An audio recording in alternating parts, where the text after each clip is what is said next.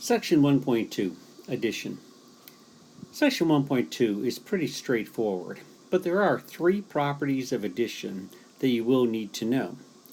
The first one is known as the commutative property of addition, and all that says is that the order of the numbers doesn't matter when adding two numbers together. For instance, you know that 5 plus 8, which is equal to 13, is the same thing as 8 plus 5. I sometimes think about the commutative property of addition. It's kind of the same thing as when you commute back and forth to work or back and forth to school. It doesn't matter, the distance is the same regardless of which direction you are going.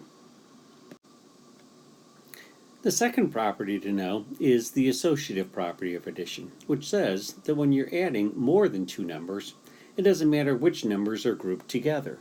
An example of that would be something like if you were adding together the numbers 5 plus 7 plus 1, you could, if you wanted to, add together first of all the 5 plus the 7 to get 12 and then add one more to get 13.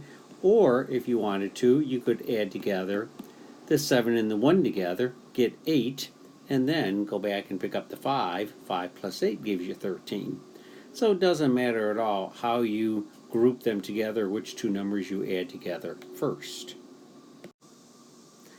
The third property is the additive identity property of addition, and all that says is that adding 0 to any number is just that number. So for instance, if you had 9 and you add 0 to it, we just know that that answer is the same 9. Now, all three of these properties are just properties that work for addition, and at times I'll be mentioning these properties in class, so it would be a good idea to just know the meanings of these properties and how they are used when talking with addition. There are two other terms in this section that you do need to be aware of, and they are addends and sum. Addends are the numbers that are being added. So, in the problem 6 plus 9 equals 15, the addends are 6 and 9. Sum is the answer to an addition problem. So, the sum in that particular problem is 15. The word sum is a word that you will see a lot as we are talking through some different things in this math class. Very important that you know what the word sum means. As I mentioned, this section 1.2 is pretty straightforward. I just want to mention one thing to you.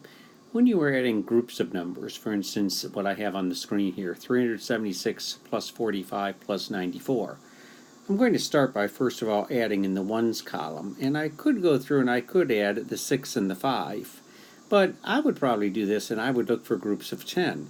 I see that I have a 6 and I also have a 4. Well, 6 and 4 easily make 10, and if I can make a group of 10, that's a little bit easier than to go through and do the addition. So I'm really using the associative property of addition here. 6 plus 4 gives me 10, plus 5 more gives me 15. So I would put down the 5, and I would regroup the 1, because that 1 in 15 stands for 110. I'd put that 1 in the tens place. So now I need to add 1, 7, 4, and 9. And once again, when I take a look at this, I would go through and I would add the 1 and the 9 together first, because 1 plus 9 makes 10.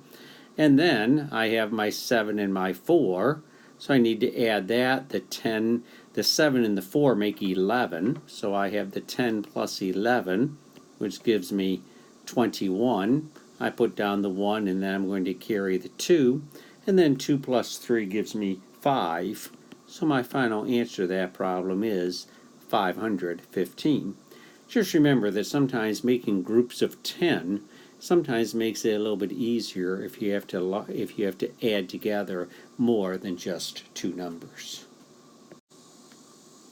Remember, if I can be of any help while you're working through this section, please just let me know.